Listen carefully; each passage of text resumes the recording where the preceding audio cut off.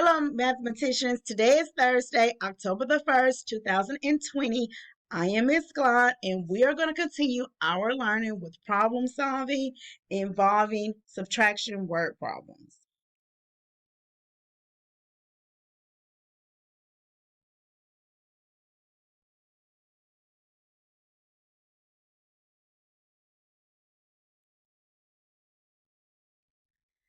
Today's objectives are: we will know how to solve word problems involving subtraction. We will understand how to solve and check our work, and we will be able to demonstrate understanding using strategies such as regrouping, strip diagrams, and number lines.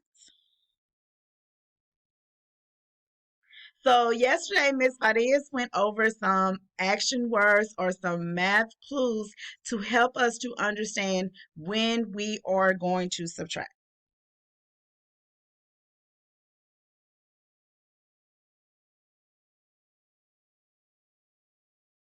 So here we have the words fewer or less. And fewer or less gives us clues that we are going to compare either one or more, well, two or more items or things. And here she had an example of Elizabeth running 8 miles and Joshua ran fewer laps than Elizabeth. How many laps did Joshua run?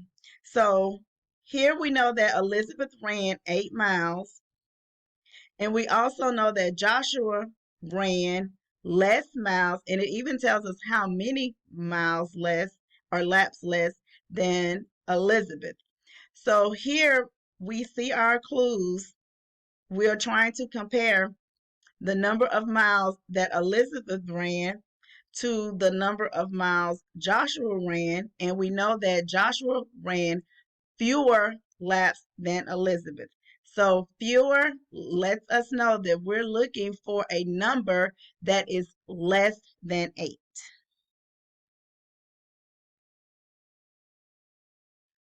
Another action word that Ms. Fadias went over with you is difference. So whenever we hear the word difference, I know a lot of times you guys are thinking about, for instance, I am Miss Glad. I teach third grade. Miss Simon is in the fourth grade. She teaches fourth grade. Well, we are two teachers, which we are the same, but we teach two different subjects. So when you think about difference, that's how you guys kind of remember difference or think about difference. But we can also use that same word in subtraction, okay? In math. So with difference is the answer to a subtraction problem. So we are still comparing, and the big word to really remember, or the clue to remember when you're working with subtraction story problems or problem solving, just remember that you are always comparing two or more things whenever we're talking about subtraction, okay? So for this example here, Miss Fadiz used yesterday, Sophie sold 238 snow cones at the rodeo on Friday. She sold 327 snow cones on Saturday. What is the difference between the number of snow cones Sophie sold on those 2 days? So again, we're not looking at difference as like if she sold strawberry snow cones on Friday or banana snow cones on Saturday. We're trying to actually compare the total number of snow cones she sold on Friday to the total number that she sold on Saturday to see which day she or what's the difference in the amount she sold on Friday than she sold on Saturday. Okay, so again, difference, we are still comparing. We're comparing two things. We're trying to compare how many she sold on Friday to how much she sold on Saturday. And we can see right now that she sold more on Saturday than she did on Friday. Well, how many more? And so that's when you're trying to compare and find the difference of seeing how many more she compared on Saturday than she did on Friday.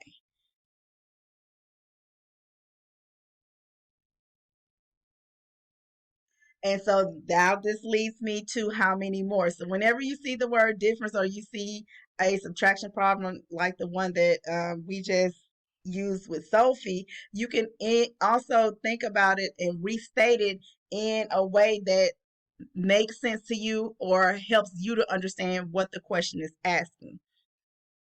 So how many more?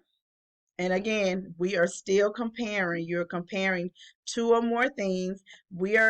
This example says that Samuel traveled 234 miles on Wednesday. So we know the total miles he traveled on Wednesday, which is 234, and he traveled 180 miles on Tuesday. So we are trying to compare to see how many more miles did he travel on Wednesday than on Tuesday. And so again, you want to make sure that when you are comparing that you understand your greatest number, which is Wednesday, 234, and your smaller number or your lesser number, which is 180. And you're trying to find basically the number that is between those two, and you will get your difference, your answer to subtraction. And whenever you are subtracting problems, keep in mind that your answer should never be greater than the largest number or the greatest number that is inside of your word problem. So inside of our word problem, we have the number 234. When I subtract 180 from 234, my answer, my difference shouldn't be greater than 234. If it is, that means that you didn't understand the problem and you have to go back and read it and make sure that you're reading for understanding.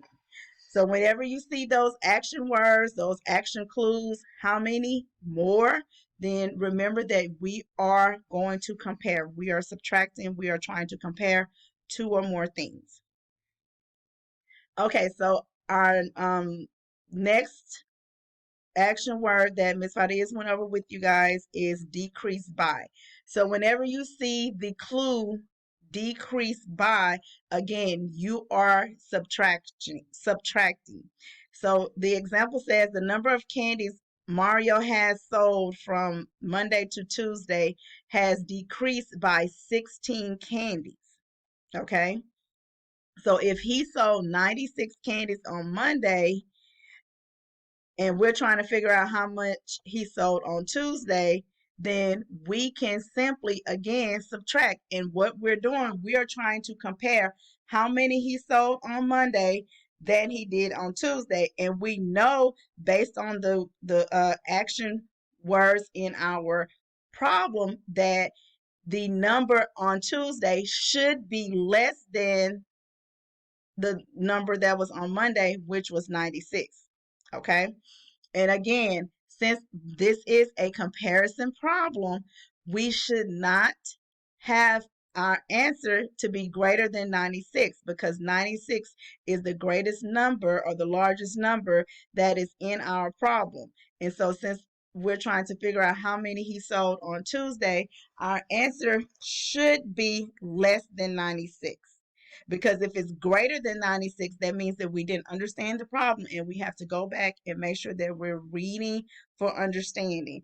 And if we're seeing any clues, to help us determine what operation we're using, we want to most definitely highlight those clues and know what action word is helping us or what action clues are helping us to figure out the operation we need to solve.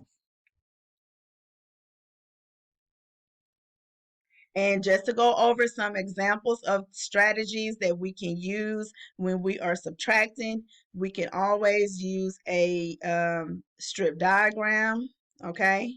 And the strip diagram, you guys, I'm sure probably remember from second grade, where you have part, part, whole. If you have a missing part, then you know that you're trying to find the missing part. You are going to subtract. Okay. And this diagram is simply the same as the one that we have right here to the left. It's a strip diagram. And whenever you're trying to find the missing part and you know the total, that's how you can find the missing part, by subtracting.